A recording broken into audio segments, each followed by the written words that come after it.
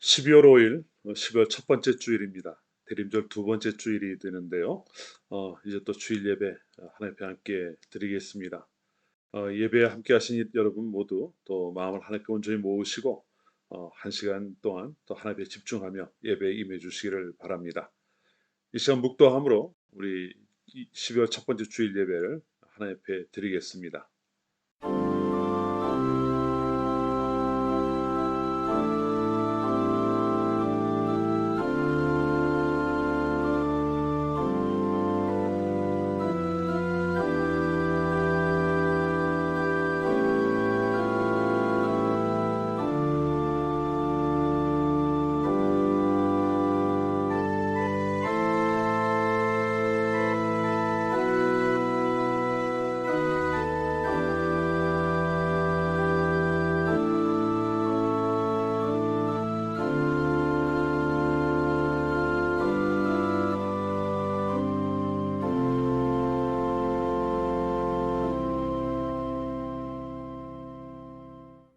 예배와 찬양을 받으시기에 합당하신 하나님 아버지, 감사와 찬송과 경배를 성삼위 하나님께 올려드립니다. 마음이 상한 자를 가까이 하시고 또 통회하는 자를 구원하신다고 하셨음을 기억하는 저희들이 이 시간 상한 마음과 통회하는 마음을 가지고 아버지 앞에 나아갑니다. 하나님을 예배하는 이 시간 이곳에 함께하여 주시고 하나님 앞에 선 모든 이들에게 하나님의 구원의 은혜가 임하게 하여 주시옵소서. 하나님을 구하는 모든 이들에게 하나님의 사랑이 충만히 임하도록 인도하여 주옵소서. 예수님의 이름으로 기원합니다. 아멘. 우리 이 시간 하늘의 문을 여서서 함께 찬양하겠습니다. 하늘의 문을 여서서 찬양합니다.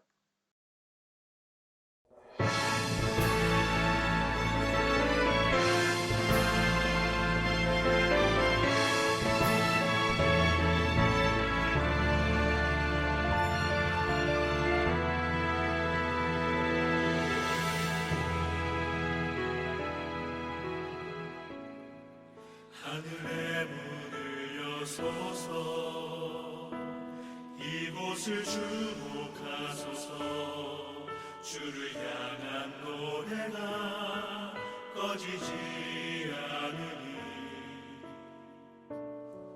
하늘을 열고 보소서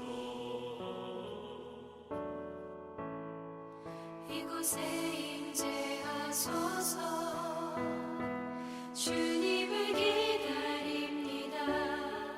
기도의 향기가 하늘에 닿으니 주여 임재하여 주소서. 이곳에 오셔서 이곳에 앉으소서. 이곳에서 드리는 예배를 받으소서. 주님의 이름만이 오직 주의 이름만 이곳에 있습니다.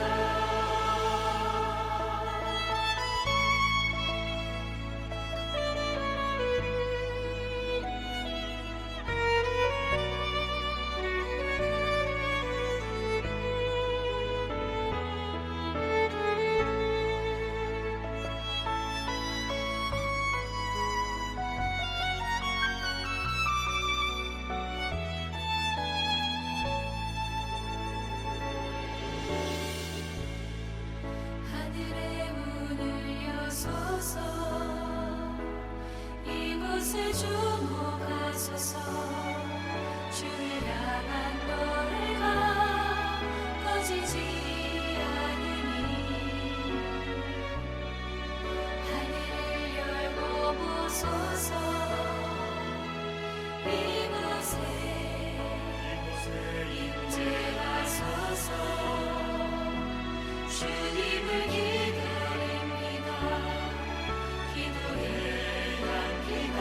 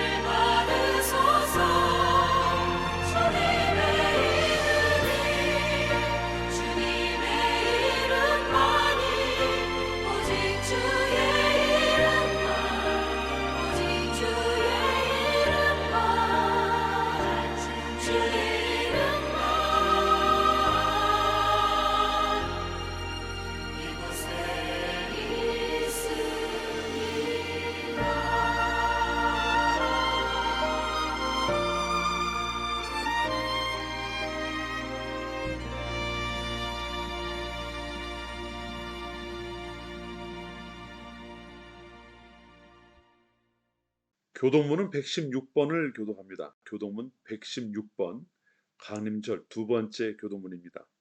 교도문 116번입니다. 이새의 줄기에서 한 싹이 나며 그 뿌리에서 한 가지가 나서 결실할 것이요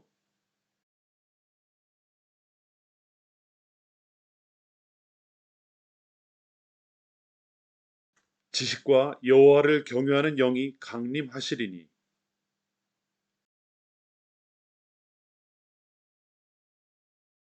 그의 눈에 보이는 대로 심판하지 아니하며 그의 귀에 들리는 대로 판단하지 아니하며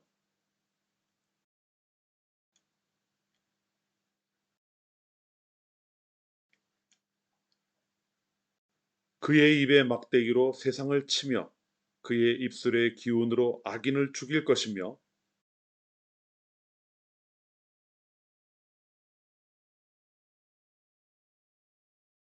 그때의 이리가 어린 양과 함께 살며 표범이 어린 염소와 함께 누우며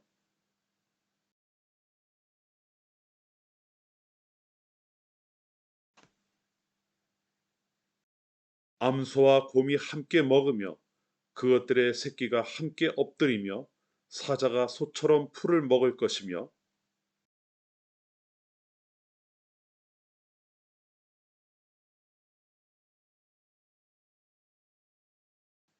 내 거룩한 산 모든 곳에서 해 됨도 없고 상함도 없을 것이니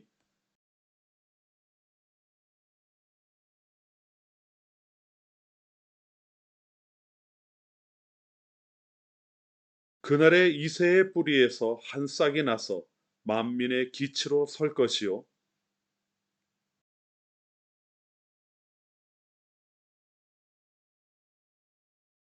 아멘. 사도신경으로 우리의 신앙을 고백합니다. 이 시간 사도신경으로 우리의 신앙을 고백합니다. 나는 전능하신 아버지 하나님, 천지의 창조주를 믿습니다. 나는 그의 유일하신 아들 우리 주 예수 그리스도를 믿습니다. 그는 성령으로 잉태되어 동정녀 마리아에게서 나시고 본디오 빌라도에게 고난을 받아 십자가에 못 박혀 죽으시고 장사된 지 사흘 만에 죽은 자 가운데서 다시 살아나셨으며 하늘에 오르시어 전능하신 아버지 하나님 우편에 앉아 계시다가 거기로부터 살아있는 자와 죽은 자를 심판하러 오십니다. 나는 성령을 믿으며 거룩한 공교회와 성도의 교제와 죄를 용서받는 것과 몸의 부활과 영생을 믿습니다. 아멘. 찬송가 88장을 함께 찬송합니다. 찬송가 88장입니다.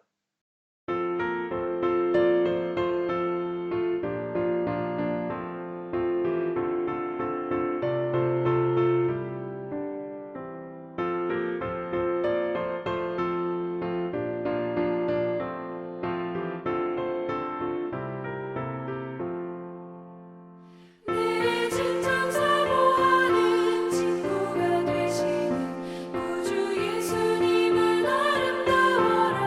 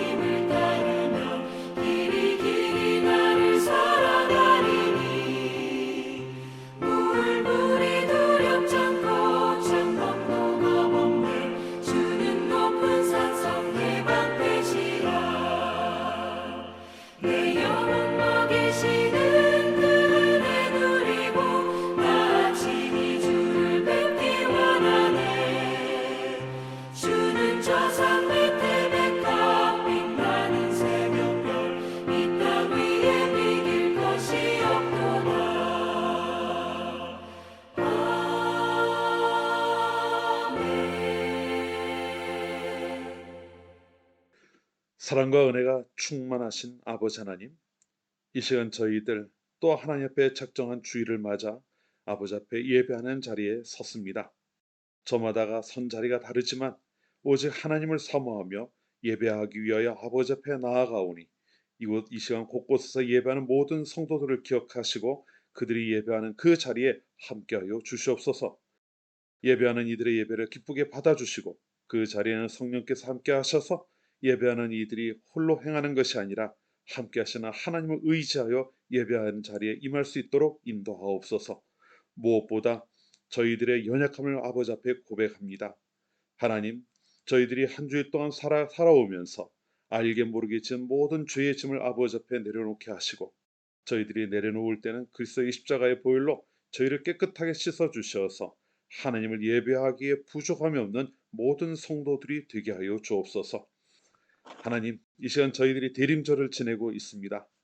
어두운 세상 가운데 빛으로 오신 주님을 기억하며 이 대림절을 맞이하는 저희들이 되게 하옵소서. 캄캄하여 아무것도 볼 수 없는 가운데 있었습니다. 저희들의 어떠함조차도 알지 못하는 가운데 있었습니다.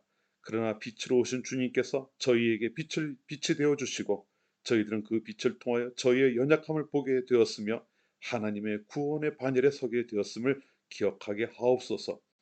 그리고 저희들의 본이 되어 살아가신 주님의 발자취를 따라 살아가는 성도들이 되게 하셔서 어두운 세상 가운데 빛을 비출 수 있는 그리스도인들이 되게 하시고 너희는 세상의 빛이라고 하신 말씀처럼 어두운 세상을 향해 그리스도의 빛을 비추어낼 수 있는 성도들 삼아 주시옵소서. 하나님, 저희들 마음 가운데 다시 오실 주님에 대한 소망이 결코 쇠하지 않게 하시고 지금 저희가 살아가는 세상이 어떠하든 거기에 저희의 마음을 두고 거기에 휘둘리지 않게 하옵소서. 하나님, 코로나로 인하여 다시금 저희들의 삶이 어려운 상황을 향해 달려가고 있습니다. 어떻게 되어질지 알지 못하는 가운데 또 다른 변이가 나타나서 또 저희를 긴장하게 합니다. 아버지 하나님, 계속 이어지는 이러한 어려움 가운데서 저희들이 그 어려움에 함몰되지 않게 하시고 그 모든 일들을 이루어 가시는 하나님을 언제나 믿음의 눈으로 바라볼 수 있는 성도들이 되게 하여 주시옵소서. 당장 눈앞에 닥친 어려움에 저희들의 마음을 빼앗기지 않게 하시고 이 모든 일들을 통하여 또 더 크신 하나님의 계획을 이루어가는 중임을 잊지 않게 하셔서 하루하루가 저희가 때로는 버겁고 힘이 들더라도 그 안에서 소망을 발견하며 하나님의 인도하심을 따라갈 수 있는 그러한 성도들 삼아 주시옵소서. 그리고 이 코로나의 상황 지나가는 모든 과정에 하나님께서 건강을 지켜주시고 어느 한 사람도 코로나로 인하여 해당함이 없도록 인도하시기를 간절히 소원합니다. 하나님, 새로 세워진 교회를 기억하여 주시옵소서. 교회에서 이루어지는 모든 일들이 하나님의 선하신 인도하심을 따르는 그러한 시간이 되도록 지키시기를 원합니다. 하나님께서 친히 앞장서 행하시고 모든 것들 가운데 주장하여 주셔서 저희들이 가는 길이 사람의 뜻대로 이루어지는 과정이 되지 않게 하시고 하나님의 선하신 계획을 이루어가는 그러한 과정이 되게 하옵소서. 무엇보다 이 세상 가운데 마땅히 행하여 할 것을 분별할 수 있는 교회가 되게 하여 주시되 살아계신 하나님의 능력이 저희 가운데 나타나게 하시고 그 하나님의 능력으로 인하여 모든 이들이 하나님께 영광 돌려드릴 수 있는 그러한 교회가 되게 하옵소서. 또한 교회의 지체를 이루고 있는 이들 중에 건강에 어려움이 있는 이들이 있습니다. 하나님, 여러 가지 상황을 하나님께서 다 알고 계시오니 친히 찾아가 주시고 그들을 만져 주시옵소서. 어려움 가운데서 회복될 수 있게 하시고 세상의 방법이 아닌 하나님의 능력을 통하여서 하나님이 친히 만져주시고 또 안수하여 주심을 통하여서 그 육신이 온전하게 회복되어질 수 있도록 인도하시기를 원합니다. 하나님께서 주신 삶을 살아가며 육신의 연약함이 장애가 되지 않게 하시고 아버지 하나님께서 주시는 건강을 덧입어 맡겨주신 일들도 온전하게 감당해 나가는 모든 성도들이 될 수 있게 하여 주옵소서. 하나님, 오늘도 또 저희들이 말씀을 나눕니다. 저희에게 허락하신 말씀을 귀 기울여 듣게 하시고 말씀 가운데 저희가 무엇을 깨달아야 하는지를 성령의 도우심을 통하여 깨달아가는 시간이 되게 하옵소서. 한 사람이라도 빈 마음으로 돌아가지 않도록 아버지 하나님께서 붙잡아 주실 간절히 원하오며 이 모든 예배의 시간을 통해 오직 하나님께서 영광 받으시기를 원하오며 모든 말씀 우리를 죄에서 구원하신 예수님 이름으로 기도합니다. 아멘.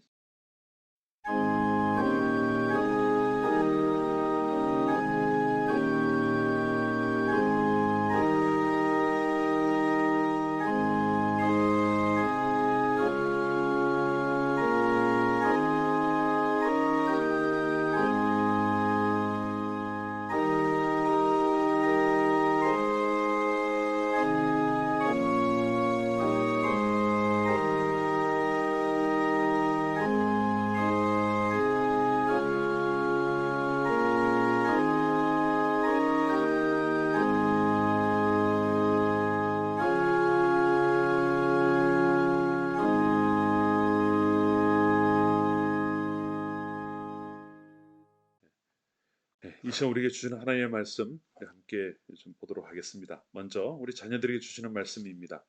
마태복음 2장 1절부터 12절까지의 말씀입니다. 마태복음 2장 1절부터 12절까지의 말씀을 우리 함께 보겠습니다.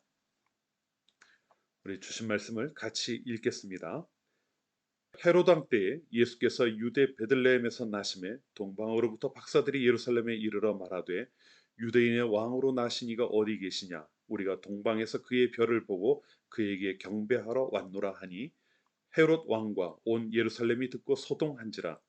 왕이 모든 대제사장과 백성의 서기관들을 모아 그리스도가 어디서 나겠느냐 물으니 이르되 유대 베들레헴이 오니 이는 선지자로 이렇게 기록된 바 또 유대 땅 베들레헴아 너는 유대 고을 중에서 가장 작지 아니하도다. 내게서 한 다스리는 자가 나와서 내 백성 이스라엘의 목자가 되리라 하였음이니이다.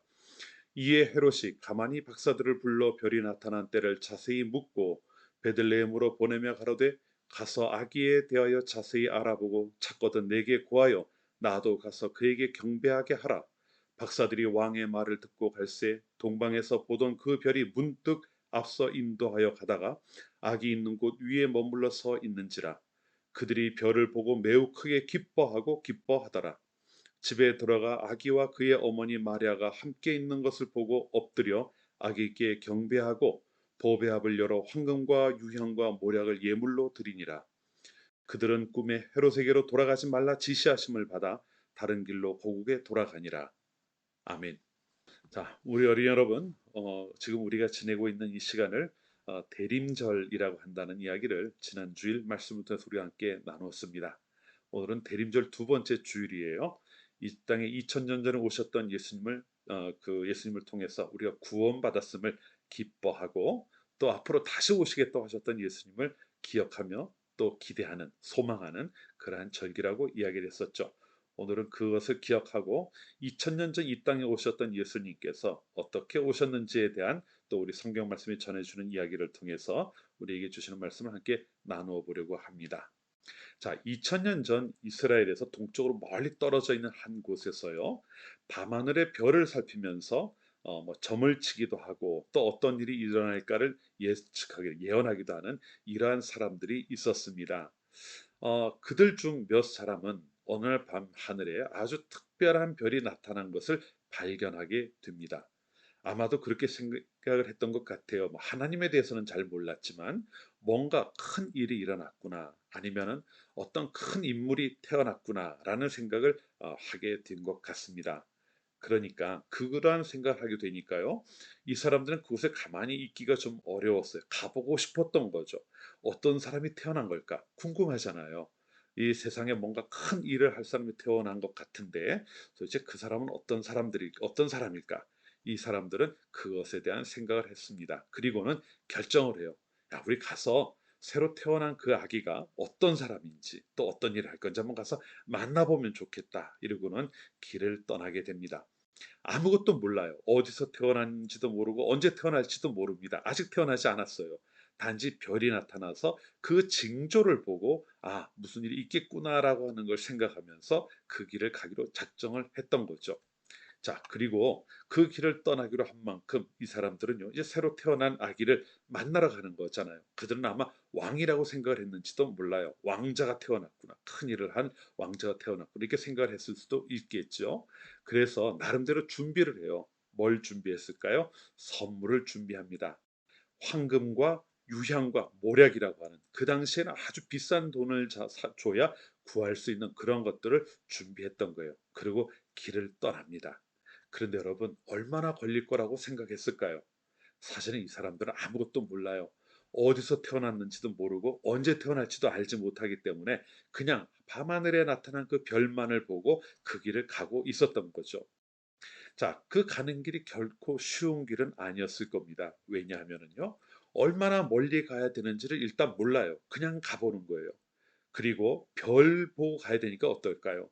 낮에 움직이는 것보다는 밤에 움직이는 것이 더 나았겠죠. 낮에 길을 간다고 하더라도 그 방향만 잡고 그냥 가는 겁니다. 그리고 그것을 확인할 수 있는 것은 자기들이 가는 길이 맞는지 틀린지는 밤이 돼야 그 별을 발견해야 확인할 수가 있었던 거예요. 그렇다고 지금처럼 자동차로 가는 길이라고 하면은 힘이라도 덜 들 텐데 그 당시엔 자동차가 없잖아요. 뭐 낙타를 타던가 아니면 말을 타던가 이러고 가야 했던 겁니다. 속도가 느린 거죠. 천천히 가야 했어요. 더군다나 위험하기까지 했습니다. 가는 길에 나쁜 사람들이 나타날 수 있었거든요. 강도가 나타날 수도 있었는데 어디에서 나타날지 알지 못하는 채 그냥 밤하늘의 별만 보고 가는 거니까 정말 쉽지 않은 길을 가기로 했던 거예요. 하지만 특별한 사람이 나타난다고 하니까, 태어났다고 생각하니까, 아주 특별한 사람이 태어났다고 생각하니까 그 아기를 만날 수 있다는 생각에 그들은 그 길을 떠날 수 있었던 겁니다. 그리고 얼마나 오래 걸었을까요? 그 사람들은 이스라엘에 도착을 합니다. 그 별이 계속 서쪽으로 가게 되니까 그 별을 따라 서쪽 끝에 있는 나라인 이스라엘까지 가게 된 거예요. 이제 이스라엘을 지나가면 지중해 바다가 되니까 더 이상 갈 수는 없겠죠. 그래서 이곳에 왕의 아들이 태어났나 보다라고 생각을 하고요. 이스라엘의 왕궁이 있는, 이스라엘을 다스리는 왕이 있는 왕궁이 있던 예루살렘으로 찾아가요. 그리고 그곳에서 이곳에 새로 태어난 왕이 어디 있느냐 이렇게 사람들에게 물었습니다. 그런데 그때 왕자가 태어난 게 없거든요. 그래서 사람들이 이상하게 생각을 했어요. 온 성이 다 소동하였다 이렇게 이야기를 하죠. 그런데 그때 사람들이 생각을 해보니까요. 아, 메시아가 그리스도가 태어나게 되면은 베들레헴이라고 곳에 태어난다고 하는 하나님의 예언이 있었다. 그 성경 말씀에 예언의 말씀이 있었다라는 것을 찾아보게 되지요. 그래서 베들레헴에 아마도 새로운 그리스도가 태어난 것이 아니겠느냐 하는 생각을 하게 된 겁니다. 그래서 동방에서 온, 동쪽에서 온 그 사람들은요, 다시 별을 따라서 이제 베들레헴까지도 가게 된 거죠. 그런데 정말 베들레헴에 오게 되니까 그들을 인도해 가던 별이 거기서 한 집 위에 머물러 서게 됩니다. 더 이상은 가지 않았던 거예요. 자, 그것을 본 동방에서 온 사람들은 얼마나 기뻤을까요? 자기들이 찾고자 하는 사람을 찾기도 했지만 그 아기가 태어난 곳에 오기도 했지만 또 자기들이 떠나와서 길게 그 긴 시간 동안 왔던 그 모든 여행을 다 마칠 수 있게 되었으니 얼마나 기뻤겠어요. 그래서 그 집에 들어갑니다. 사실은 집이 아니죠. 그 나귀가 있고 동물들이 있는 구유에, 그 마구간 같은 곳에 있는 구유 위에 예수님이 누워 계셨으니까요. 그 아기에게 자기들이 준비해온 선물을 드리고 절을 합니다. 얼마나 기뻐했는지 몰라요. 그리고 오늘 말씀을 보면 기뻐하고 기뻐했다 이렇게 두 번 반복을 하고 있죠. 이거는 너무나도 기뻐했다. 그래서 비교할 데가 없었다 이런 의미를 가지고 있는 겁니다. 그렇게 새로 태어나신 예수님을 만나고 기뻐하고 그 예수님께 선물을 드리고 절을 하고 그리고 나서 이 사람들은 원래 자기들이 왔던 곳으로 돌아가게 되지요. 자, 여러분, 우리가 이 이야기를 통해서 무엇을 생각해야 할까요? 성탄절은 예수님께서 이 땅에 태어나신 날이라는 거예요. 동방에서 사람들이 예수님이 태어나실 것을 알고 선물을 준비하고 예수님을 찾아왔던 것처럼 오늘 성탄절을 맞아서 우리들도 동방에서 온 사람들이 그랬던 것처럼 예수님을 위해 태어나실 예수님을 생각하면서 우리도 선물을 준비하는 마음을 가져야 되지 않겠느냐는 겁니다. 보통 성탄절이 되면은 내가 받을 선물이 무엇일까를 생각하잖아요. 근데 그게 아니라 나는 그러면 이 땅에 태어나셨던 예수님께 무엇을 선물로 드릴 수 있을까를 생각해 봐야 한다는 겁니다. 자, 그러면은 성탄절까지 우리는 무엇을 준비할 수 있을까요? 우리가 이 땅에 태어나신 예수님을 기억하고 또 기뻐하면서 그날을 맞을 때 우리는 하나님께 또는 예수님께 무엇을 그 선물로 드릴 수가 있겠습니까? 뭐 다른 선물을 우리가 준비해 드릴 수는 없을 거예요. 그렇지만 하나님이 가장 기뻐하시는 선물을 우리는 준비할 수 있어요. 그게 무엇일까요? 예수님께서 우리를 위해 이 땅에 태어나셨다. 하나님은 예수님을 이 땅에 우리를 위해 보내주셨다고 하는 것을 기억하고 감사하는 마음을 우리가 갖는 겁니다. 예수님이 이 땅에 왜 오셨을까? 우리의 죄를 용서해 주시기 위해 오셨다 그랬잖아요. 그 예수님이 이 땅에 오셔서 나를 하나님의 자녀가 되게 해주셨음을 기억하고 그 일을 이루신 하나님께 또 예수님께 감사하는 마음을 우리가 우리 마음속에 가득 채운다는 겁니다. 그것이 우리가 하나님께 드릴 수 있는 귀한 선물이 된다는 것을 기억하면 좋겠어요. 자, 이제 성탄절이 한 3주 정도 남아 있는데 여러분, 그 성탄절 여러분 무엇을 준비해서 하나님께 드리겠습니까? 또 태어나신 예수님께 드릴 수 있을까요? 여러분 마음속에 하나님이 나를 위해서 이런 일을 해주셨구나라고 하는 것을 꼭 기억하고 그것을 통해서 감사하는 마음을 더욱 많이 여러분 마음속에 간직하는 시간이 되시기를 바랍니다. 그래서 성탄을 맞았을 때 하나님 앞에 정말 감사합니다. 우리를 위해 예수님께서 이 땅에 태어나 주셔서 감사합니다라고 고백할 수 있는 우리 어린이들 모두가 되시기를 바래요. 그래서 동방 박사들이 그랬던 것처럼 여러분들도 오신 예수님을 향해서 감사하고 또 그날을 정말 기뻐하는 그러한 어린이들 모두가 되실 수 있기를 주님의 이름으로 축원합니다. 같이 기도합시다. 하나님, 저희들 성탄절을 맞아서 이제 성탄절을 준비해 가면서 동방에서 왔던 동방 박사들에 대한 이야기를 함께 나누었습니다. 멀리서부터 예수님의 탄생을 축하하고 기뻐하기 위해 선물을 준비하고 찾아왔던 것처럼 저희들도 오늘부터 또 우리 예수님이 태어나시는 그날을 기념하는 성탄절까지 하나님께서 무엇을 기뻐하실까를 생각하고 저희들 마음에 선물을 준비할 수 있는 어린이들이 되게 하여 주시옵소서. 예수님께서 우리를 위해 이 땅에 오셨던 것, 우리를 죄에서 구원하신 것, 그 모든 것들을 기억하고 감사의 예물을 하나님 앞에 돌려드릴 수 있는 우리 어린이들이 되게 하여 주옵소서. 그래서 성탄절이 되었을 때 내가 선물 받는 것으로만 기뻐하는 것이 아니라 이 땅에 오신 예수님께 감사의 예물을 드릴 수 있는 우리 어린이들 모두가 되도록 인도하여 주옵소서. 예수님 이름으로 기도합니다. 아멘. 자, 우리 말씀 한 곳을 더 보겠습니다. 누가복음 1장 31절부터 38절까지의 말씀입니다. 누가복음 1장 31절부터 38절까지의 말씀입니다. 우리 같이 읽겠습니다. 보라, 내가 잉타의 아들을 낳으리니 그 이름을 예수라 하라. 그가 큰 자가 되고 지극히 높으신 이의 아들이라 일컬어질 것이요 주 하나님께서 그 조상 다윗의 왕위를 그에게 주시리니 영원히 야곱의 집을 왕으로 다스리실 것이며 그 나라가 무궁하리라. 마리아가 천사에게 말하되 나는 남자를 알지 못하니 어찌 이 일이 있으리이까. 천사가 대답하여 이르되 성령이 내게 임하시고 지극히 높으신 이의 능력이 너를 덮으시리니 이러므로 나실 바 거룩한 이는 하나님의 아들이라 일컬어지리라. 보라, 내 친족 엘리사벳도 늙어서 아들을 배었느니라. 본래 임신하지 못한다고 알려진 이가 이미 6달이 되었나니 대저 하나님의 모든 말씀은 능하지 못하심이 없느니라. 마리아가 이르되 주의 여정이오니 말씀대로 내게 이루어지이다 하며 천사가 떠나가니라. 아멘.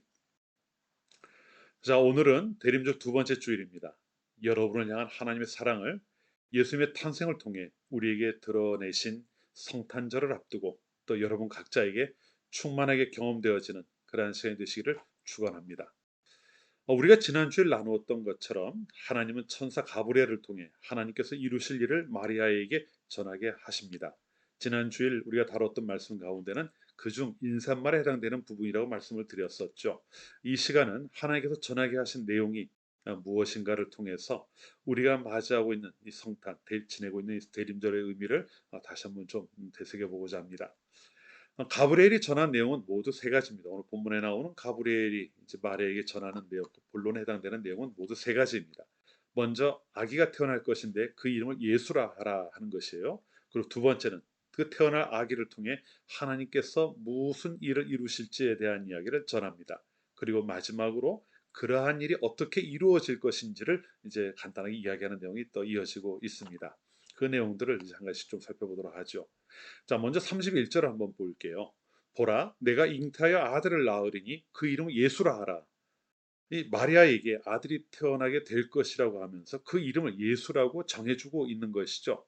근데 여기에 나오는 예수라고 하는 이름은 헬라식으로 읽은 이름입니다. 이것을 히브리식으로 읽으면요 예수아가 됩니다. 근데 이 예수아라고 하는 말은 사실 호세아 또 여호수아 이렇게 이제 변형되는 형태를 거쳐서 나오게 된 이름이에요. 하나님이 우리를 구원하신다라고 하는 같은 의미를 가지고 있는 이름입니다. 하나님의 구원을 소망하는 그런 의미를 담아서 이름을 지었던 거죠. 성경에 이 이름들이 여러 번 등장을 해요. 모세의 뒤를 이어 이스라엘의 지도자가 되었던 여호수아가 있죠. 또 호세아를 기록한 선지자 호세아도 이제 같은 의미를 가지고 있는 이름을 가지고 있었던 겁니다. 그런데 천사가 와서 아기의 탄생을 전하고 이름을 정해주고 있습니다. 그렇다면은 그 이름이 뭔가 좀 특별할 것을 기대하지 않겠습니까? 하나님이 지어주시는 이름인데 뭔가 우리가 짓는 이름과는 좀 달라야 되지 않을까? 이런 기대를 할 법하지 않느냐는 말이에요. 사람들이 지어주는 평범한 이름 중에 하나라고 하면 뭔가 좀 서운하지 않겠습니까? 그런데 가브리엘이 하나님의 뜻을 전하면서 앞으로 태어날 아기의 이름을 이렇게 지어라고 이야기해 준 그 이름은 사실 그 현 이스라엘 백성들이 살아가던 그 상황을 생각해 본다면은 그렇게 특별할 것이 없어 보이는 그러한 이름 예수였던 겁니다. 그런데요, 정말 그것이 특별할 것이 없는 이름이었을까? 오늘은 우리가 그분을 조금 더 생각해 보려고 합니다. 사실 가브리엘이 전하는 이름에는요, 우리가 그 이름 예수라고 하는 이름 두 자 외에 함께 기억해야 할 내용이 한 가지 있습니다. 만일 그것을 빠뜨리고 나면은 천사가 전한 예수라고 하는 이름은 그냥 많은 사람들이 어떤 간절한 염원이나 소원을 담아서 짓는 이름 이상이 되지는 못할 거예요. 하지만 그 한 가지가 더 들어있기 때문에 이 이름은 예전에 있었던 이름과 분명히 구별되는 이름이 됩니다. 그것이 무엇일까요? 자, 이제까지 여호수아, 호세아 혹은 예수라고 지었던 이름들은 이스라엘 백성들이 하나님의 구원을 바라기 때문에 지었던 이름이라고 했습니다. 그러니까 그 이름에는요, 간절함이 어떤 소원이 담겨져 있는 거예요. 그러니까 이런 거죠. 하나님께서 우리를 구원하시면 좋겠다라고 하는 소원을 담는 거예요. 혹은 하나님 우리를 구원하여 주시옵소서라고 하는 그런 식으로 어떤 갈망을 그 이름에 담아서 지었던 겁니다. 그런데 가브리엘이 전한 이름은 그와 같은 기대나 소망으로 붙여진 이름은 아니에요. 하나님이 무언가를 소망하실 리는 없지 않습니까? 가브리엘이 예수라 하라고 하는 그 이름 속에 그 안에 담겨 있는 예수라는 이름은 앞에 있었던 것과는 이면에서 분명히 구별이 되는 이름이었다는 겁니다. 자, 그것은요. 예수라 하라 하고 난 다음에 이어지는 본문 32절과 33절을 보면은 설명하는 내용들이 속에 담겨져 있어요. 그런데 이 내용을 읽고 그 의미를 찾아가는 것보다 더 간단하게 그 의미가 명확하게 드러나 있는 본문이 있습니다. 이 똑같은 내용을 다루고 있는 마태복음의 말씀이에요. 마태복음 1장 21절 말씀을 보면은 그 의미를 왜 그렇게 지었는지 가브리엘이 그 이름을 전할 때 분명히 설명하는 내용이 아주 이해하기 쉽게 붙어 있습니다. 그 내용을 먼저 볼게요. 32절과 33절 말씀은 뒤에서 우리가 다시 한번 또 다룰 겁니다. 자, 마태복음 1장 21절 말씀입니다. 가브리엘이 하는 이야기죠. 아들을 낳으리니 이름을 예수라 하라. 자, 여기까지는 같아요. 누가복음과 마태복음이 같습니다. 그런데 그 다음에 이어지는 내용은 마태복음이 훨씬 더 간단 명료합니다. 이는 그가 자기 백성을 그들의 죄에서 구원할 자이심이라 하니라. 아멘. 무슨 이야기입니까? 백성들, 모든 백성들, 여기 말하는 백성은 이스라엘만을 이야기하는 건 아니겠죠. 자기의 백성들, 택하신 이들을 구원할 자이시다라고 하는 걸 이야기하고 있어요. 자, 가브리엘이 전한 예수라는 이름과 이제까지 사람들이 사용해왔던 여호수아나 호세아라든가 아니면 예수라고 하는 이름도 사용된 경우가 많이 있는데 그런 이름들과의 차이가 무엇인지 아시겠습니까? 앞에서 사용되었던 지금까지 사람들이 살아오면서 사용했던 여호수아, 호세아 혹은 예수라고 하는 이름은 소망을 담은 이름이에요. 소망하는 바가 그 안에 담겨져 있는 것이지만 가브리엘이 지금 마리아에게 전하고 있는 예수라고 하는 이름은 소망의 차원의 이야기가 아닙니다. 그것은 하나님께서 그와 같은 많은 사람들의 소망을 실제로 이루실 것이라고 하는 것을 확증하는 이름이었던 거예요. 하나님께서 나는 이 일을 이제는 이룰 것이다 라고 하는 것을 세상 가운데 분명히 드러나게 보여주신 거죠. 아기의 이름을 예수라고 하는 것은 이제까지는 막연한 소망이었던 것이 이제 더 이상은 막연한 것이 아니라 하나님께서 계획하신 가운데 이제 구체적으로 너희들 삶 가운데 이루어질 것이다 라고 하는 것을 보여주는 그러한 이름이었다는 겁니다. 그리고 실제로 또 어떻게 됩니까? 그 이름을 통해 보여주시던 것처럼 하나님은 예수 그리스도를 통해 이 땅이 그렇게 간절하게 바라던 구원을 이루셨습니다. 더 이상은 그 구원을 막연히 기다리며 소망하며 살아가야 될 상황은 이젠 더 이상 존재하지 않게 된 거죠. 이미 이루어졌기 때문에 그래요. 이제 그 이름을 아는 이들은 그 이루어진 일들을 통해 구원의 감격을 누리며 살아갈 수 있게 된 겁니다. 그런데 여러분, 그것이요, 마리아가 그 이야기를 가브리엘로부터 들었을 때 그 시대에만 국한된 이야기일까요? 우리 32절, 33절 말씀을 이제 지금 같이 보겠습니다. 32절, 33절 말씀이에요. 자, 그가 큰 자가 되고 지극히 높으신 이의 아들이라 일컬어질 것이요 주 하나님께서 그 조상 다윗의 왕위를 그에게 주시리니 영원히 야곱의 집을 왕으로 다스리실 것이며 그 나라가 무궁하리라. 아멘. 자, 그가 큰 자가 되고, 예수님에 대한 이야기죠. 높으신 이의 아들이라 일컬어질 것이요, 하나님의 아들이 된다는 것 아닙니까?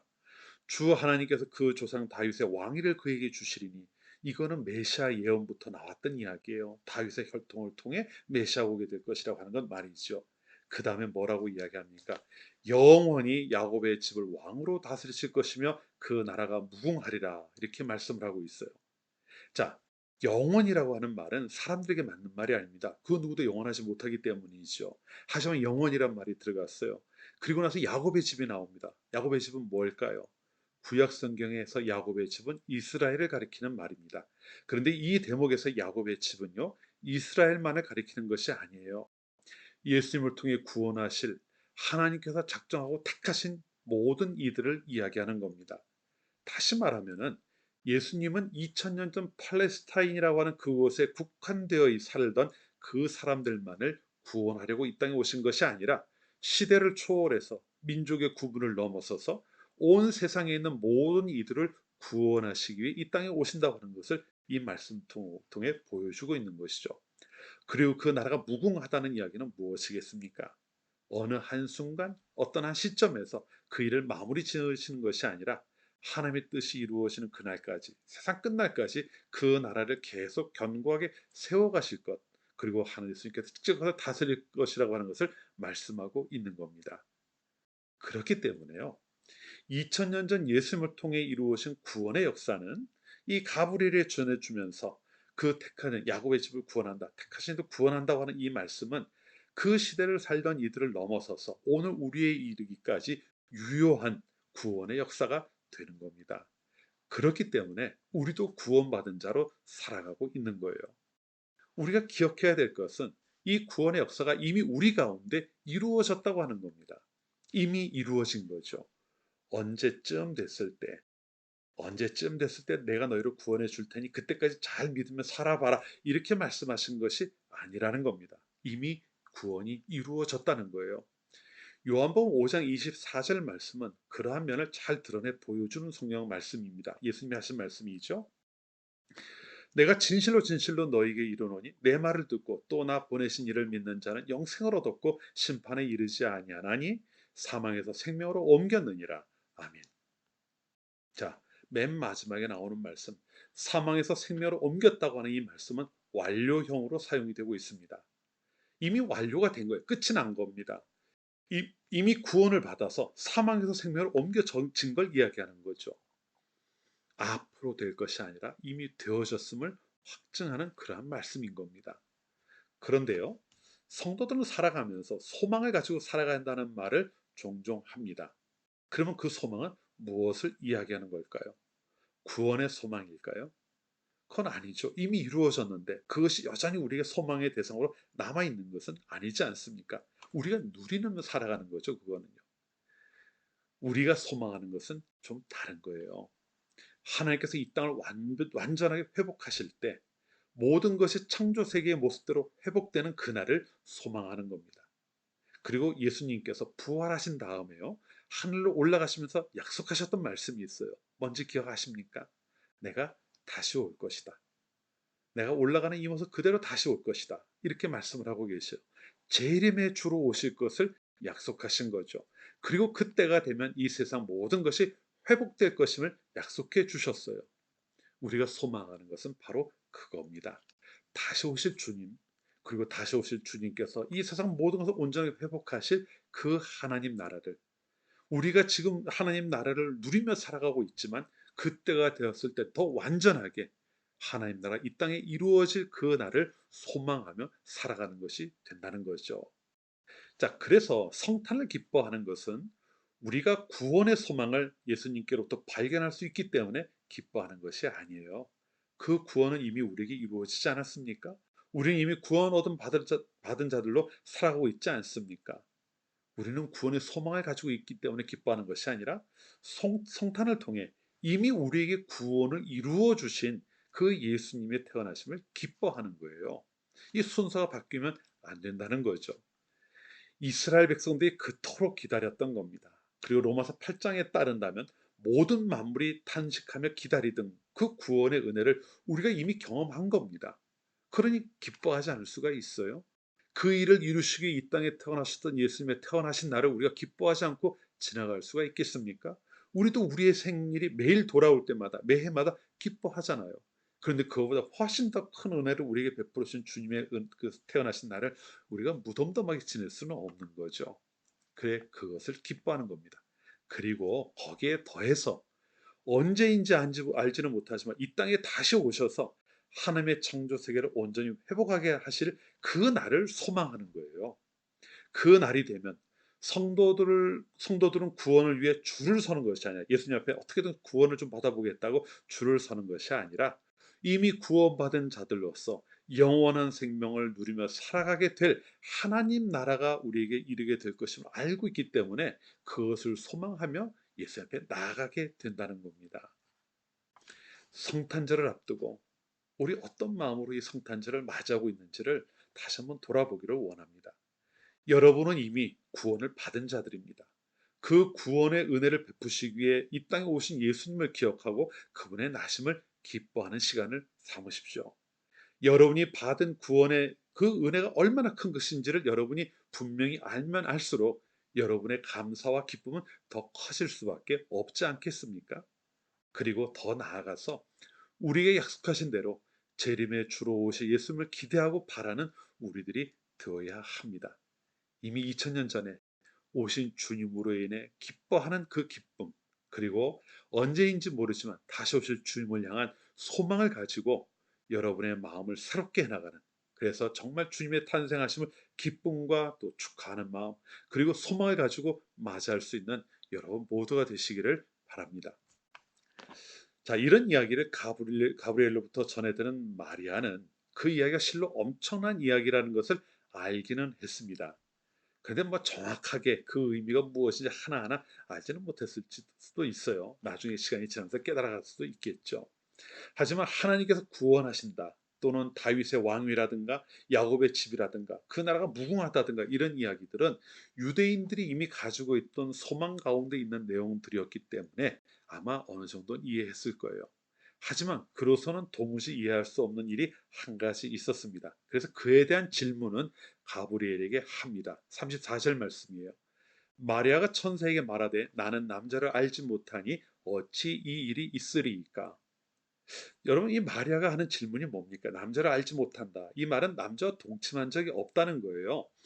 그러면은 세상의 눈으로는 아기를 가질 수가 없죠. 불가능한 일입니다. 그걸 질문한 겁니다. 그런데 가브리엘이 뭐라고 대답을 하죠? 하나님의 능력으로는 그것은 이루어질 수 있다. 성령의 능력으로 통해 이루어질 것이라는 이야기를 합니다. 그런데 마리아가요, 저는 이 말씀을 보면서 마리아의 믿음이 참 이 부분을, 이런 부분을 보면은 정말 대단하구나라는 생각이 듭니다. 더 이상 아무 말을 하잖아요. 그대로 받아들인 거죠. 그대로 믿은 겁니다. 다만 마지막에 이러한 말을 합니다. 오직 여종이오니 말씀대로 내게 이루어지이다. 그대로 인정하고 받아들인 거 아닙니까? 하나님께서 성령의 능력으로 하실 거라 이렇게 이야기하니까 더 이상 토를 달지 않아요. 그냥 그대로 이루어지게 하옵소서라는 대답을 합니다. 그런데요, 하나님의 능력, 그것을 그가 온전히 믿음으로 받아들였다. 이것도 참 대단한 거지만 우리는 그 뒤에 숨겨져 있는 내용을 좀 이제 살펴보려고 해요. 이제 우리의 관심을 이 이야기 속에 드러나지는 않지만 분명하게 담겨져 있는, 그리고 얼마든지 누구나가 이 상황이 되면 예상할 수 있는 그 문제로 좀 기울여 보고자 하는 겁니다. 자, 마리아는 하나님의 능력이 그를 덮으실 것이고 성령으로 그가 아기를 갖게 될 것이라고 하는 이야기를 들었습니다. 그러자 말씀대로 내게 이루어지이다라는 대답을 했어요. 그런데 이 말을 하는 마리아에게 있어서 그가 담당할 몫이 결코 적지 않았다고 하는 것을 마리아는 감수하고 있다는 것을 우리는 생각해 봐야 합니다. 그가 아기가 자기에게 생김으로 인해 자기가 감당해야 될 일이 얼마나 큰지 잘 알고 있는데 그것을 그냥 감당하겠습니다라고 하는 이러한 의미도 같이 담겨 있는 말이었던 거예요. 어떤 이야기일까요? 지금 마리아는 정혼을 한 상태입니다. 결혼을 약속한 상태예요. 약혼자 요셉이 있습니다. 만일 이런 상태에서 아기를 갖게 된다면 어떻게 되겠습니까? 파혼을 당하는 것은 물론이고 자칫 더 험한 일을 당할 수도 있는 상황이었던 거죠. 실제로 마태복음을 보면은 마리아가 잉태한 것이 드러나니까 요셉은 의로운 사람이라서 조용히 그것을 드러나지 않게 끊으려고 했다. 이렇게 이야기를 하고 있어요. 마리아가 아기를 가졌다는 이야기를 듣고 그걸 막 드러내면은 마리아가 더 험한 또 뭐 돌에 맞을 수도 있지 않습니까? 이러한 상황이 갈 수 있으니까 드러나지 않게 조용히 파혼을 하려고 했다는 거죠. 근데 천사가 나타나서 그 상황을 설명하고 결국은 마리아를 데리고 오게 되죠. 자, 마리아가 지금 가브리엘과 이야기를 나누는 이 순간에는요, 자기가 아기를 갖게 되면 어떤 일이 일어나게 될 것이라고 하는 걸 모를 리가 없습니다. 게다가 잉태 소식을 알리던 천사도 그 이후에 되어질 일에 대해서는 일체 언급을 하지 않고 있어요. 이거 내가 다 책임질 테니까 염려하지 마. 이 문제는 다 문제가 되지 않도록 덮고 넘어갈 거야. 뭐 이런 이야기 일체 해준 것이 없다는 거예요. 그냥 아기를 갖게 될 것이다라는 말만 하고 떠납니다. 그러니까 일반적으로 결혼하지 않은 여자가 아기를 갖게 되었다. 이건 불륜을 의미하는 거고 그것은 당연히 이스라엘에선 중하게 다뤄지는 죄가 될 수밖에 없는 건데 그러면 어떤 일을 당하게 될지 마리아로서 잘 알고 있지 않겠습니까? 그 이상은 생각할 수 없는 그러한 상황이었다는 거예요. 그런 상황에서 마리아가 대답을 한 겁니다. 주의 여정연이 말씀대로 이루어지게 하십시오라고 대답을 한 거죠. 주의 여정요원이 말씀대로 내게 이루어지이다. 이렇게 대답을 했던 겁니다. 하나님께서 그를 택하시고 하나님의 뜻을 이루기 위해 그를 사용하시고자 할 때에 마리아는 자신의 사정과 형편을 따지지 않고 하나님의 뜻이 이루어지기를 구했던 거죠. 사실 우리가 살아가는 세상 가운데는요, 수많은 일들이 일어나고 있습니다. 지금 이 순간도 마찬가지죠. 그런데 그중 정말 많은 부분, 어쩌면 대부분이라 할 수 있는 그러한 일들은 하나님께서 직접 운행해 가십니다. 온 우주가 체계적으로 움직여가는 것들, 또 이 지구상에 있는 모든 삼라만상이 변화되어 가는 것들, 하나님께서 정해놓으신 법칙에 따라 움직여가고 있어요. 거기에 우리가 끼어들 여지는 거의 없습니다. 그런데 우리들의 역사 가운데 일어나는 일들은요, 하나님께서 사람들을 통해 이루어 가시는 부분이 분명히 있습니다. 그렇기 때문에 하나님께서는 그 역사를 이루어 가실 때 사람들을 부르셔요. 그리고 부르신 이들을 통해서 그 일을 이루십니다. 하나님의 능력이 없어서가 아닙니다. 하나님 그 일을 이루실 수가 없어서 아니에요. 그것은 하나님께서 작정하신 일이에요. 사람들을 불러서 동역하면서 사람들의 역사를 만들어가기를 원하신다는 거죠. 그래서 끊임없이 사람들을 부릅니다. 누가 나를 위하여 이 일을 할 것인가를 묻기도 하시고 때로는 누군가를 택해서 이 일을 감당하러 맡기기도 하셔요. 하나님께서 그러한 일들을 우리들을 통해 일을 하신다고 하는 것 우리는 성경을 통해서 무수히 읽어오지 않았습니까? 그런데 그 부르실 때 하나님께서 누군가를 함께 일하기를 원하실 때에 순종하는 자들이 있어야 한다는 것을 우리는 기억해야 합니다. 실제로 우리의 역사는요, 마리아처럼 그 결과가 너무나도 부정적일 것이라는 것이 예상이 되지만 오직 한 가지 이유죠. 하나님께서 그 일을 나를 통해 이루기를 원하신다고 하는 그 이유만으로 순종했던 사람들을 통해서 하나님의 작정하셨던 일들이 이루어져 왔습니다. 하나님의 구원의 계획도 마찬가지 아닙니까? 처녀가 아이를 낳아야 한다는 상황에서도 자신을 부르시는 하나님께 모든 것을 맡기고 순종했던 마리아를 통해서 그 일이 시작이 되었어요. 십자가의 길을 걸어가서 죽음을 향해 나아가셨던 예수님의 그 순종이 있었기 때문에 또 하나님의 구원이 이루어지지 않았습니까? 그 이후에 부름받았던 수많은 믿음의 선진들이 자신들이 당할 해를 두려워하지 않고 하나님께서 부르신 자리를 향해 묵묵히 나아가는 그 과정을 통해서 복음이 오늘 우리에게까지 이어져 왔고 우리를 구원의 자리에 이르게 했다는 것을 우리는 잊어서는 안 된다는 거죠. 오늘 이 시대를 살아가는 성도들인 우리들에게도 하나님께서는 그와 같은 요청을 하실 겁니다.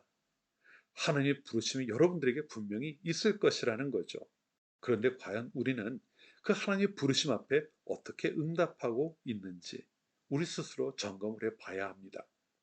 하나님의 부르심이 있음에도 분명히 하나님의 부르심이 있음을 분명히 알면서도 나의 형편과 사정 때문에 주위의 사람들의 눈치를 보는 것 때문에 여전히 내가 중심이 되어서 내 뜻대로 판단하고 하나님의 부르심 귀를 닫아버리는 우리들의 모습이 있는 것은 아닌지를 점검해 봐야 한다는 이야기예요. 마리아의 순종을 통해서요, 첫 번째 성탄이 우리에게 주어졌습니다. 이제 그 성탄의 기쁨을 경험한 여러분들은 하나님께서 여러분을 구원하시고 여러분을 통해 이 세상을 구원하기를, 더 많은 이들을 구원하기를 원하시는 그 일들 가운데 여러분이 서 있다는 사실을 기억하셔야 됩니다. 그리고 여러분을 통해서 하나님께서 이 땅 가운데 이루어져 하시는 일들 가운데 여러분을 부르실 때에 여러분은 그 앞에서 마리아가 그랬던 것처럼 응답할 수 있어야 한다는 것이죠. 2021년 성탄을 맞아서 내가 하나님 앞에서 순종해야 할 것이 무엇인지를 생각하는 여러분들이 되시기를 바랍니다. 마리아의 순종을 통해서 또 예수님의 순종하심을 통해서 우리가 구원받은 것처럼 이제는 그 부르심 앞에 우리가 있음을 기억하고 하나님의 부르심에 응답하는 모두가 되시기를 바랍니다. 그리고 그 응답은 예가 되어야 되겠죠. 그와 같은 응답하심을 통해서 하나님의 뜻에 쓰임받고 또 하나님께서 이 세상 가운데 베푸시는 구원의 역사를 여러분들 통해서 이루어 가시게 되는 그 역사를 경험하는 모두가 되시기를 주님의 이름으로 축원합니다. 기도합시다. 언제나 저희에게 은혜 베푸시는 하나님 아버지, 2000년 전 이 땅에 오셔서 저희의 모든 죄의 문제를 해결하시고 저희를 구원하신 하나님의 은혜를 살펴보았습니다. 그리고 다시 오실 주님을 소망하며 살아야 하는 저희들임도 보았습니다. 올 성탄절을 앞두고 저희가 무엇을 생각해야 하는지를 분명히 기억하는 이 시간이 되게 하여 주시옵소서. 하나님을 알지도 못하는 이들이 지낸 것 같은 그러한 성탄절이 아니라 참된 기쁨과 소망 가운데 성탄절을 맞이할 수 있게 하시고 구원을 받은 자들로서 하나님의 부르심에 언제나 순종하는 삶을 살아낼 수 있는 성도들이 되게 하여 주옵소서. 예수님의 이름으로 기도합니다. 아멘. 찬송가 105장을 함께 찬송합니다.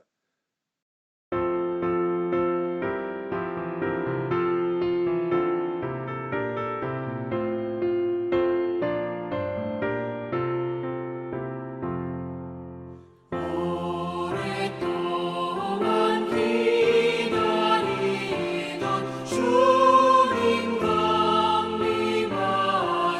강림하셔서 죄에 매인 백성들을 자유롭게 하시네. 주는 우리 소망이요 인도위로 되시니 오래 기다리던 백성 많은 복을 받겠네. 모든 백성 구하려고 임금으로 오시니 영원토록 우리들을 심히 다스리시네. 죄로 상한 우리 마음 은혜로서 고치고 주의 빛난 보좌 앞에 이르도록 하소서. 아멘. 우리 들으신 예물 예수 함께 기도하겠습니다. 은혜가 풍성하신 하나님 아버지, 지난 한 주간 동안 또 하나님께서 저희들을 지키시고 도우시며 하나님의 한량없는 은혜로 넘치도록 채워주심을 감사합니다. 감사함으로 예배하는 성도들이 하나님께서 베푸신 은혜를 기억하며 예물을 드립니다. 드려진 예물들 하나님께서 기쁘게 받으시고 하나님의 은혜를 각자에게 또 필요한 대로 채워 주시옵소서. 내일부터 시작되는 세상에서 삶을 다시금 하나님께 맡기오니 선하게 인도하시고 주님과 더불어 옳은 길을 행할 수 있게 하여 주옵소서. 이어질 한 주일 동안의 삶을 오직 아버지께 맡겨오며 예수님의 이름으로 기도합니다. 아멘. 찬송가 우리 102장을 찬송하겠습니다. 찬송가 102장 찬송하고 축도함으로 대림절 두 번째 주일 예배를 모두 마치도록 하겠습니다.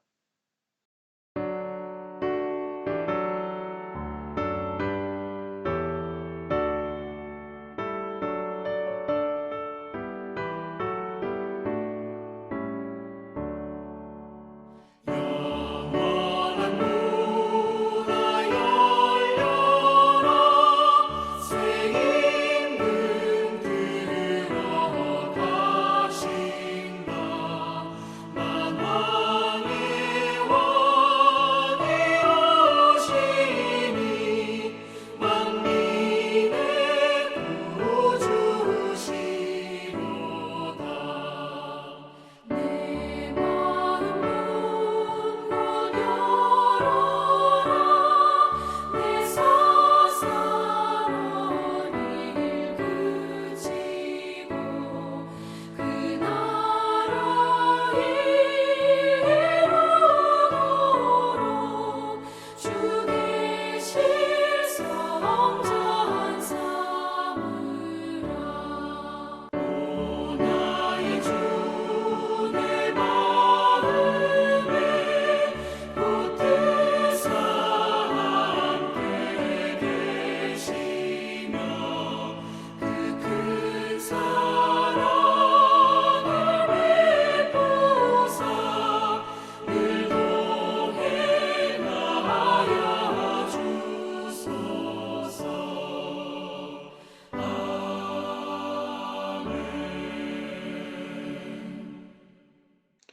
성탄의 주인 되시는 우리 주 예수 그리스도의 은혜와 독생자를 이 땅에 보내신 하나님 아버지의 지극하신 사랑과 하나님의 뜻대로 살아갈 수 있는 힘 주시는 성령의 교제하심이 대림절을 맞아 2000년 전 이 땅에 오시어 우리에게 구원의 은혜를 베푸신 그 주님의 탄생을 기뻐하고 또 다시 이 땅에 오셔서 하나님 나라 온전하게 회복하실 그날에 대한 소망을 가지고 살아가는 모든 성도들과 그들의 삶 가운데 그리고 하나님께서 허락하신 교회 위에 항상 함께 하시기를 간절히 축원하옵나이다. 아멘.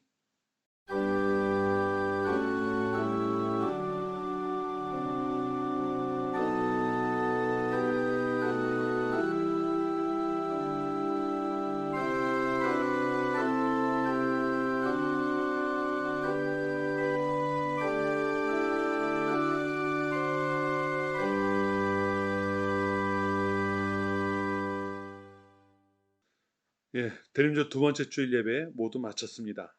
또 한 주일 동안 주님과 동행하시며 추운 날씨 가운데서도 또 건강하게 지내시는 모두가 되시기를 바랍니다. 다음 주일 또 예배 시간을 통해서 다시 뵙겠습니다. 샬롬. 주의 교회를 통해